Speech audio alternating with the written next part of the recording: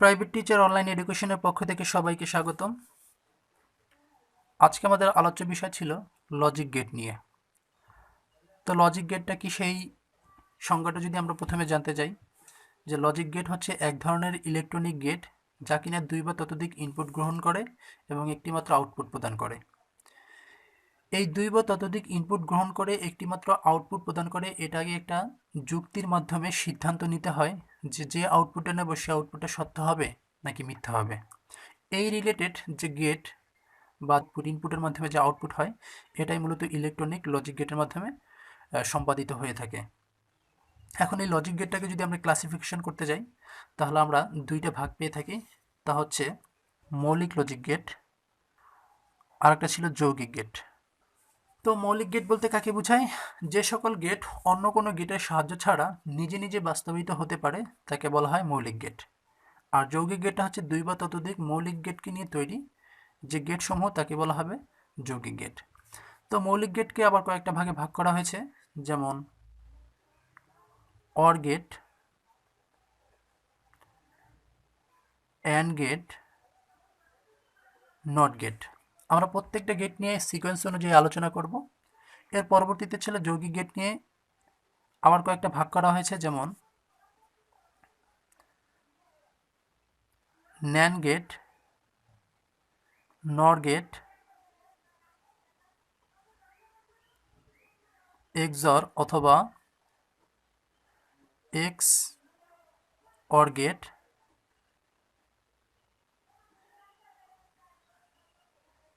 এক্সনর অথবা এক্সনর গেট। এখান থেকে ন্যান্ড গেট এবং নর গেট, এই দুইটা গেটকে বলা হয় সার্বজনীন গেট।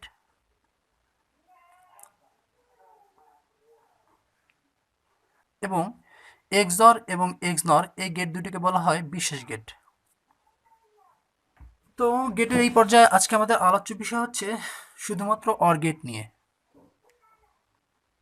অর গেটটা কাকে বলে সেই সম্পর্কে যদি আমরা প্রথমেই জানতে চাই, তাহলে আমাদের ব্যাখ্যাটা এভাবে দিতে হয়: অর গেট কাকে বলে এবং একটা অর গেট বাস্তবায়ন করো।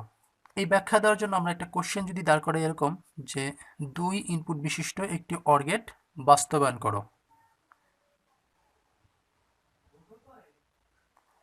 এই প্রশ্নের আলোকে যদি একটা অর গেট আমরা বাস্তবায়ন করতে চাই, তাহলে সর্বপ্রথম আমাদের জানতে হয় অর গেটের প্রতীক সম্পর্কে।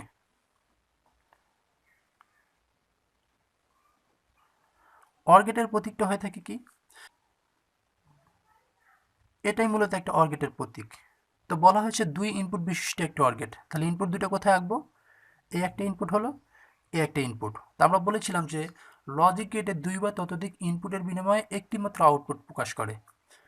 তো ইনপুট যদি দুইটাও হয় বা তিনটাও হয় বা তার থেকে বেশিও হয়, তাহলে আউটপুট হবে মূলত একটি।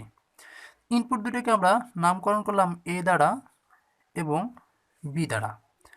তো লজিক গেট অরের ক্ষেত্রে যে কাজটা করে থাকে, বুলিয়ান যোগ করে থাকে বা লজিক্যাল অ্যাডিশন করে থাকে। অ্যাডিশন বলতে তোমরা বুঝতে পারছো যোগকরণ করা। এখানে যদিও যোগ আকারে সিম্বলাইজড আছে, কিন্তু এটা কিন্তু অ্যারিথমেটিক যোগ নয়, এটা ছিল কি, যে লজিক্যাল অর। কিভাবে কাজ করে সেই জিনিসটা আমরা ইন ফিউচারে আলোচনার মাধ্যমে শিখে যাব।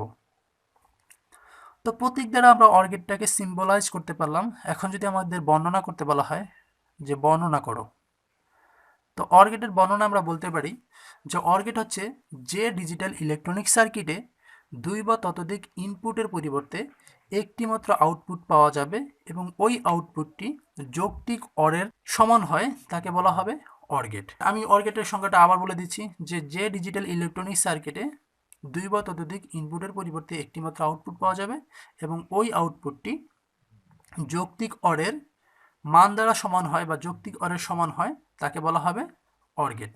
তো বর্ণনাটা তোমাদের দেওয়া হলো।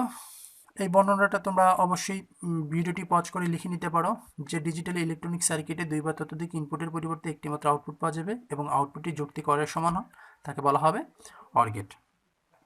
তো অর গেটের প্রতীক গেল, অর গেটের বর্ণনা গেল। এখন যদি তোমাকে বলা হয় যে অর গেট সম্পর্কে কি করো, তুমি একটা সত্যক সারণী ড্র করো।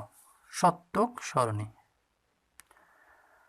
অর গেটের সত্যক সারণী ব্যবহার করতে যে তোমাকে যে কাজটা করতে হয় তা হলো যে সত্যক সারণীটা কি, বুলিয়ান চলকের সম্ভাব্য বাইনারি বিন্যাস সমূহকে বলা হয় সত্যক সারণী।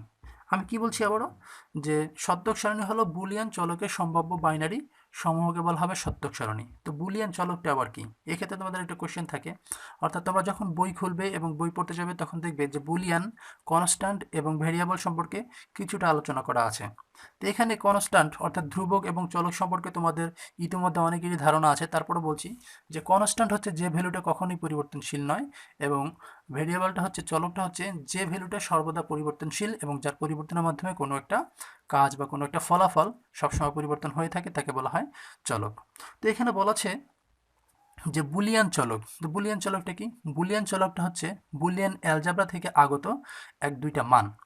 বুলিয়ানের মধ্যে দুইটা মাত্র মান থাকবে, সেটা হচ্ছে বাইনারি 0 এবং 1, অর্থাৎ কম্পিউটারের ল্যাঙ্গুয়েজে যেমন ছিল 0 এবং 1, তার আকারে 1847 সালে জর্জ বুলিয়ান এই চলকের কম্বিনেশনটা সেট করেন, যার মাধ্যমে কোনো একটা ভ্যালুকে সিদ্ধান্ত নিতে সহায়তা করে যে এই ভ্যালুটার মানটা সত্য হবে নাকি মিথ্যা হবে, অর্থাৎ যৌক্তিকভাবে 0 নাকি 1-এর মাধ্যমে সেই ভ্যালুটার মানটাকে সিদ্ধান্তে উপনীত হওয়ার জন্য সত্য মিথ্যা যাচাই করার জন্য বুলিয়ান অ্যালজাবরার এই বুলিয়ান চলকটা আবিষ্কৃত হয়। তার মানে আমরা বলতে পারছি যে 0 এবং 1 এই দুটাকে যদি চলক ধরা হয়, তাহলে এ এবং বি ইনপুটের ক্ষেত্রে কোথাও কোথাও এ এর জন্য সুবিধা মতো 0 ব্যবহার করবে এবং বি এর জন্য কোথাও কোথাও 1 ব্যবহার করবে, অথবা চাইলে 0 অথবা 1 যে কোনো একটা ব্যবহার করতে পারে।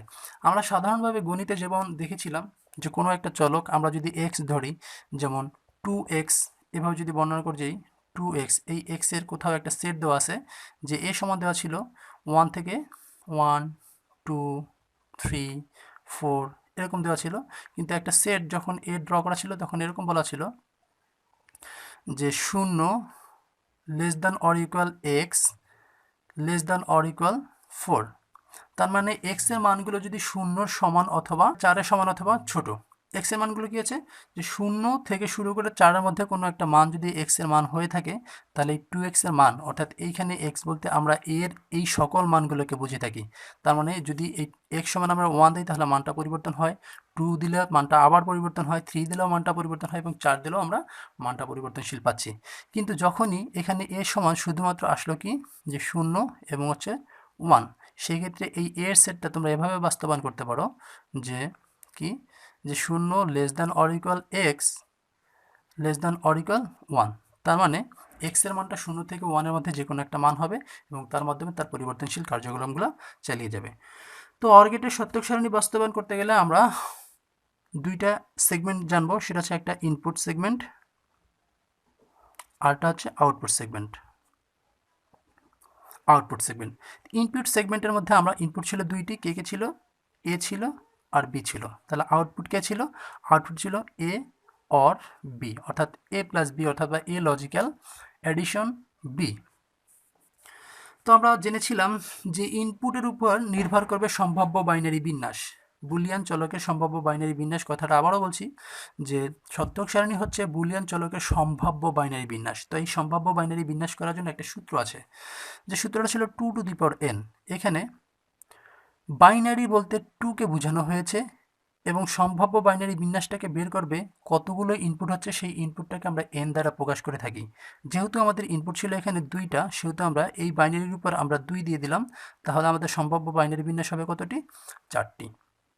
যদি সাপোজ তোমাকে বলা হয় যে 3 ইনপুট বিশিষ্ট কোনো একটা অর গেট প্রকাশ করো, তখন তার আসলে বাইনারি বিন্যাস কতটি হবে, তাহলে আমরা জানি যে বাইনারি ছিল এই বাইনারি ইনপুট ছিল 3টি এবং টোটাল বাইনারি বিন্যাস হবে আমাদের 8টি।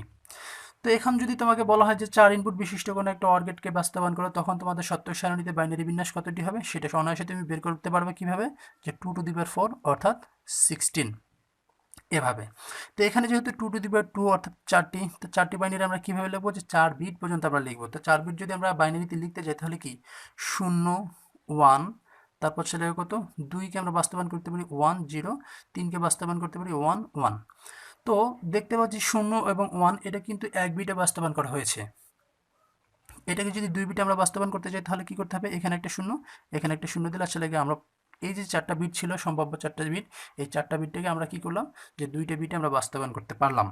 অর গেটের যে জিনিসটা আমাদের মাথায় রাখতে হয় যে দুই বা ততোধিক ইনপুটের মধ্যে যদি কোনো একটি মান সত্য হয় তাহলে আসলে আউটপুটটা হবে সত্য। আমি আবারও বলছি যে অর গেটের কার্যক্রমটা হয়ে থাকে এরকম যে ইনপুটগুলোর মধ্যে থেকে কোনো একটি মান যদি সত্য অথবা 1 হয় তাহলে মানটা হবে সত্য। যদি দুইটা সত্য হয় তাহলে মানটা হবে একটাই সত্য। তো প্রথমটাকে যদি আমরা ফলো করতে যাই, যেখানে ইনপুটগুলো আছে 0 এবং 0, তাহলে আউটপুট কত হবে? 0 হবে। কেন 0 হবে? আমরা জানতাম যে কোনো একটিকে অবশ্যই সত্য হতে হবে, তাহলে এই মানটা কি হচ্ছে? সত্য হচ্ছে। কিন্তু এখানে কেউই সত্য না। তো সে অনুরূপে আমরা দেখি যে 0 এবং 0 মিলে 0 হচ্ছে। পরবর্তী যেটা দেখব যে 0 এবং 1, অর্থাৎ দুইটার একটা হচ্ছে সত্য আছে, তাহলে আমরা এখানে লিখতে পারি সত্য অর্থাৎ 1। পরবর্তী সেটা দেখতে পাচ্ছি যে 1 আর 0 যে কোনো একটা সত্য আছে, তার মানে আমরা লিখতে পারি যে 1। এইখানে যে দেখতে পাচ্ছ যে 1 আর 1 যদি এটাকে যোগ দিই তাহলে 2 হওয়ার কথা, কিন্তু 2 হবে না, এখানে হবে কত? 1। কারণ কি? কারণ আমরা এটা হচ্ছে লজিক্যাল অর করছি। তো লজিক্যাল অরের সিস্টেমটা ছিল যে কোনো একজন যদি সত্য হয় বা যে কোনো একটা ইনপুট যদি সত্য হয় তাহলে ফলাফলটা হবে সত্য। সত্য মিন্স 1। সেই অনুরূপে হচ্ছে কি হলো? 1 হলো। কিন্তু এখানে 2 হওয়ার কথা ছিল কি? অ্যারিথমেটিক যোগে, কিন্তু এটা আমরা অ্যারিথমেটিক যোগ করছি না, এটা আমরা লজিক্যাল অ্যাডিশন করছি, যার কোনো কি হলো যে 1 যোগ 1 সমান সমান 1। তো এখান থেকে যদি তোমাকে ব্যাখ্যা করতে বলা হয় যে তুমি ব্যাখ্যা করো যে 1 প্লাস 1 ইকুয়াল হচ্ছে 1, অথবা 1 প্লাস 1 প্লাস 1 ইকুয়াল হচ্ছে 1, এটা তুমি ব্যাখ্যা করো। এখান থেকে তুমি কিন্তু সহজেই ব্যাখ্যা করতে পারবে যে 1 যোগ 1 সমান 1, তার মানে ছিল যৌক্তিক অর বা অর গেটকে তোমাকে ব্যাখ্যা করতে বলা হয়েছে। তো সত্যক সারণী ব্যাখ্যা করার পরবর্তীতে আমাদের অর গেট শিখতে গেলে যে জিনিসটা জানার দরকার হয় সেটা ছিল তোমার একটা সার্কিট ড্র করতে বলতে পারে। তো সার্কিটটা তুমি কিভাবে ড্র করবে? যে এমন একটা সার্কিট ড্র করবে যা কিনা সত্যক সারণীর, অর্থাৎ এই যে সত্যক সারণীর ফলাফলগুলো আছে তার সাথে ছিল গিয়ে অ্যাডজাস্টিং বা মিল থাকে। তুমি সার্কিটটা এভাবে ড্র করতে পারো।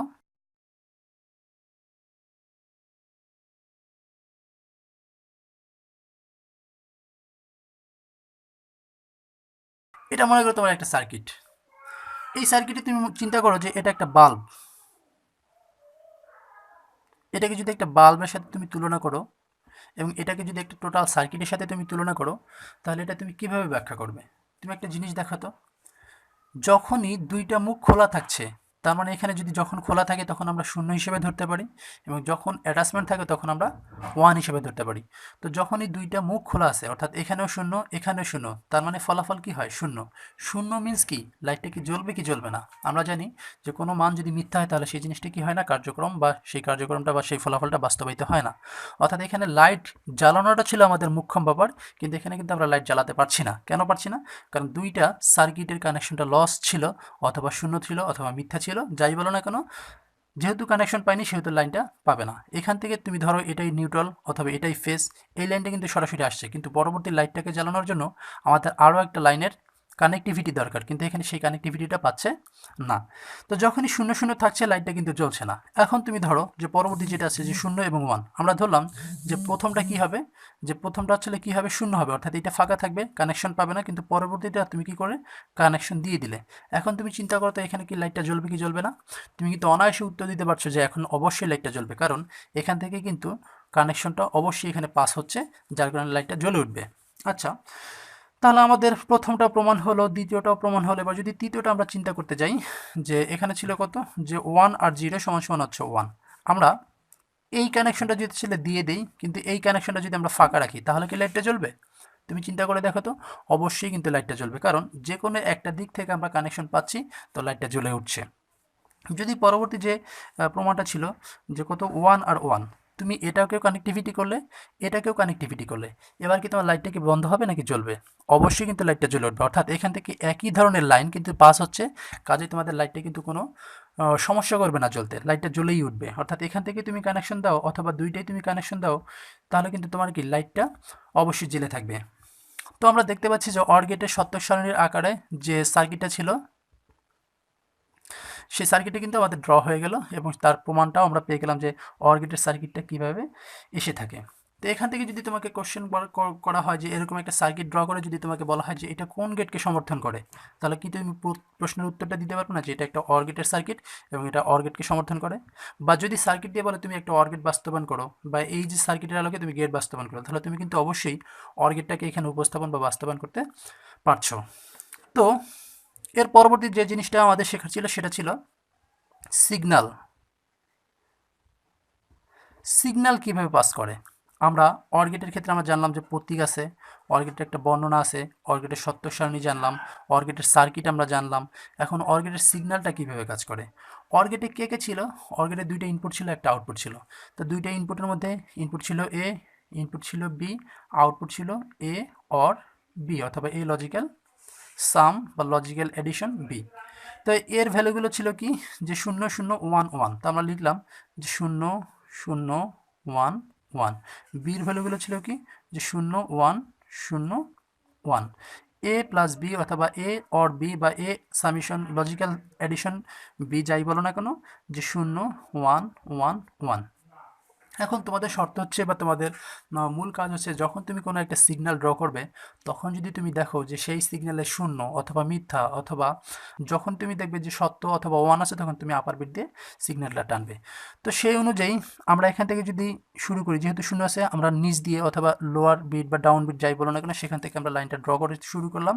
মধ্যবর্তী এসে আমরা দেখবো যে পরবর্তী বিটটা কি শূন্য নাকি ওয়ান। যদি শূন্য হয় তাহলে নিচ দিয়ে যাবে, যদি ওয়ান হয় তাহলে উপর দিয়ে যাবে।